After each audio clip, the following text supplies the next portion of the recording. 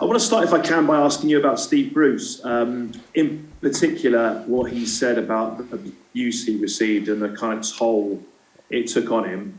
Some of the quotes were things like "never be wanted," reading people saying constantly he would fail from the start, being called useless. I mean, you wouldn't be human, I guess, if you didn't feel an enormous amount of sympathy for him. But how did you feel when you kind of heard exactly what he'd been through, what he felt? Well, I think it's the unfortunate side of the job. I think he's certainly well-versed, 1,000-game manager, which is incredible. I've got enough respect for him as a manager, but also as a person. I know him and class him as a friend in football. Solid bloke, solid family. And it's a reality of the job. I mean, it gets worse every year because of the coverage. Everyone's got a phone. Everyone's suddenly a pundit of sorts, a reporter, if you like, of sorts, sharing opinions. You yourself ask me questions off the internet that are just thrown out there, and you have to ask me. It's part of your job, but they are just things that are randomly on the internet that you have to ask me about. So it is part of the job. Not saying it's right, but it is part of the job. We all know it. We all know the world that we live in as managers. There are some very good things people, speak to you about and say about you, and when they meet you and stuff like that, there are some very bad things, and that's part and parcel of the job. When it gets to an unacceptable level, where I think Steve's point was, then someone with the respect in the game that he's got, player, coach, manager, then for him to say that, then it must have gone too far, because he's a wise, rounded fella, in his life as well as his career, I think. Someone I definitely trust for advice. So if he's saying it, then there must be some strength in what his words are. And like I say, it's an unfortunate side of the job now. You have always come across, or certainly you strike us as being fairly thick-skinned when it comes to this kind of thing. But does it ever affect you in that way, or perhaps maybe affect your family when you read and hear things that are negative or bordering on abusive? I don't think it's about thick skin. I think you just get used to the world that you live in. Everyone has a norm, everyone has a normal in their life, and in football management, it becomes a norm. If you stay in it long enough, it's highly unlikely you're not going to get your fair share of stick along the way, whether it's you as a person. I get sometimes funny stuff about my voice, sometimes not funny stuff. People write things on the internet that are, pretty harsh, I would say, at times. Sometimes people give views on what you're trying to do, what you're trying to achieve, with actually no knowledge of who you are and what you do. But that's life in football. That's life in what we do. So like I say, I'm not really going to overthink the rights and wrongs of it. Other people can do that. It's just there. It just is what it is. And you have to accept it, mostly. And now and again, you can say something. And Steve's come out and said something that he thought was appropriate. And I'm sure it is. As I said, I trust his words. I can ask you about the team then this year, particularly in the start of the season. In terms of starts to a Premier League, certainly since you've been back in the Premier League, it's the most challenging in terms of waiting for this win. How do you make sure the players aren't affected by that as kind of a thing that almost hangs over them, I guess, because obviously you're working very hard to get there, and as you've said many times, performances have been good without necessarily getting the results? Yeah, well, that's a key thing. Remind them of the performance levels, show them some of the good work they're doing. I mean, I think there was a stat out just last week about we're the 6th highest operators in quality of chance created, which is a good sign. Obviously, you are creating chances. To make sure the strikers know that my only concern is not about the missing chance, not just the strikers, everyone. It's not about missing chances. I only get on them if they're not in there to try and score them chances. You miss a chance, a hard thing, putting the ball in the net. If it was easy, everyone would be doing it. So the balance is the performances, the level of performance, the consistency of performance, the work on the training pitch, the work they're putting in, the effort, the understanding they're putting in. That's what you're looking for. Of course, like I say, my job, their job, all of our job is to win. Simple as that. You can mess around with it. I'm not hiding behind performances. I can assure you, you've got to win. So the next level of our performance is to turn them good performances into winning performances. And like I said, you would take a lucky one now and again, if that's what it takes to change that mentality, then you take it. But ideally, you want to earn it. You want players to play well, and they earn the right to win. Because it does come down to perhaps individual moments or individuals taking chances. Does it leave you almost helpless a little bit as a manager? Is that frustrating? No, it's not helpless. I mean, you continue with your staff. My coaches are good coaches, I think. They continue to work with the players as well, promoting good practice, promoting good ideas.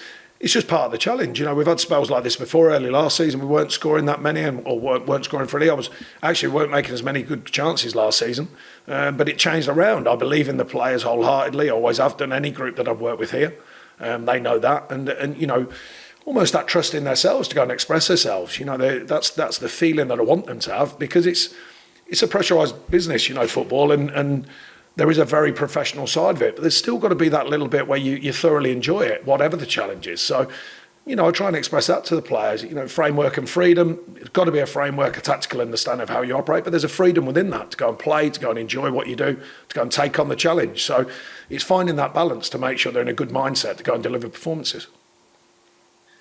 And just finally on that subject specifically, I mean, in terms of confidence, I guess it's pretty difficult to quantify confidence and what it brings to a performance level or an individual's performance. But have you noticed the fact that the players are still looking for this first win? Is confidence waning? Is that one of your challenges to try and make sure it doesn't?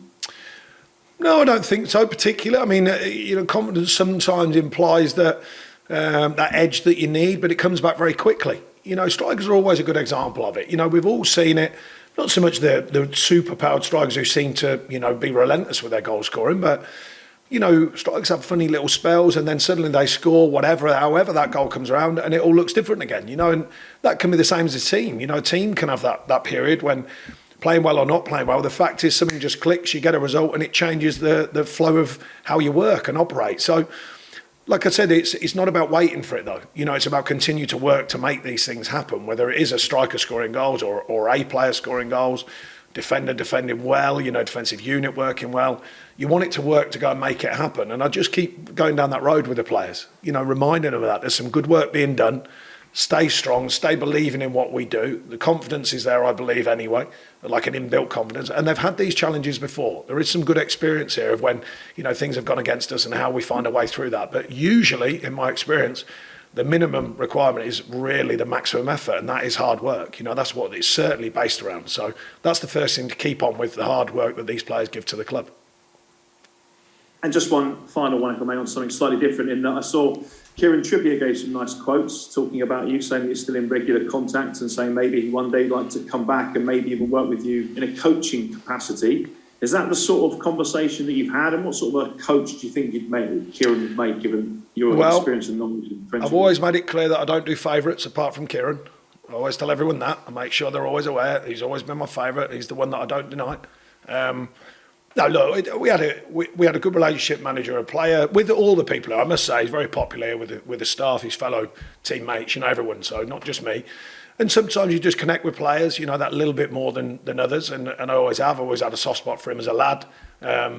Like him a lot. You know his family a little bit as well. And, you know, just a good kid, you know, really hard. Well, he's not a kid anymore. He was a man, you know, he's matured no end.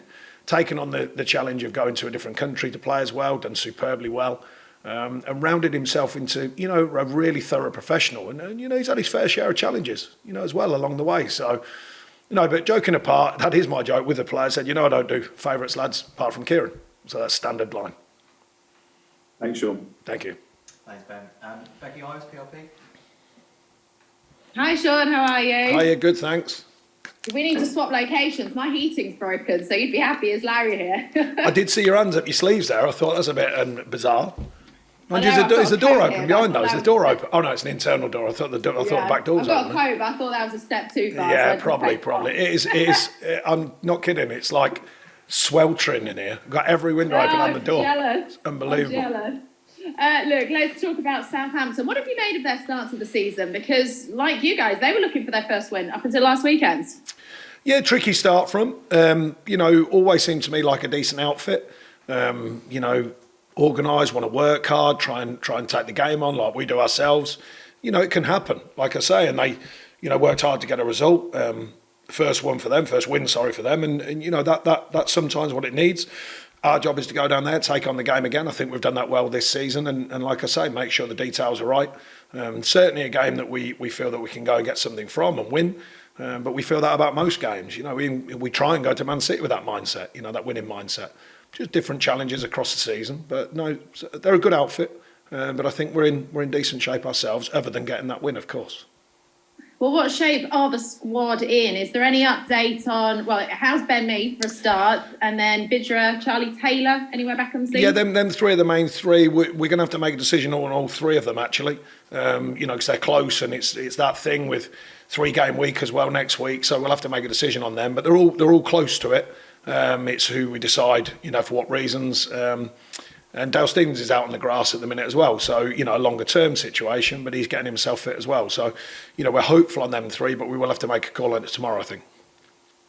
And obviously, when you prepare for each team individually, you do that, and each team will have a specific need. But do you try and employ any other tactics? Maybe mix up a routine, do something different that might spark that first win of the season? Yeah, I mean, there's little things, but you've got to be careful. Sometimes the automaticity that I've spoken about many times, the way the players work, that automatic mode we want them to work too. You don't want to go too far away from that, because we know these players can perform in the Premier League. They've proved it season on season. Do we try and adapt things? Of course we do. Do we try and adapt the way the team operates? Of course we do. Trying to work in the market. Maxwell Cornet's given us something different, and the feel of his performances so far. I mean, it's still early yet, but he's offering something different. So how we use him, how the team adapts with him, and all these little things. And we look at change of shape and tactics. Trust me, it's one of them strange things. I've been here a long time, and people often just say, we play this way, we play that way, we roll out the same team, all these different things. But me and my staff, we do a lot of analysis on what we do, a lot of analysis on the opposition, but always focused on what we do, how we get the best from these players, what tactical understanding they need. And then beyond that, little twists and tweaks to training, the feel, and sometimes travel and hotels. I've been here long enough to know that some of the things that might just, tip that edge that you're talking about. But sometimes hardest thing, the best thing, is to do nothing, operate in the way that you do, because you believe it'll work. And I certainly have a strong belief in what we do here. Hello, Clarets fans. Phil Bird here. Make sure you subscribe to Burnley's official YouTube channel and turn on notifications. Otherwise, you might miss moments like this. Oh, what a goal! And Wood was there to finish it. You're spitting Glenn Little, look at us. We hope you enjoyed the video, and we look forward to seeing you at the next one. Up the Clarets.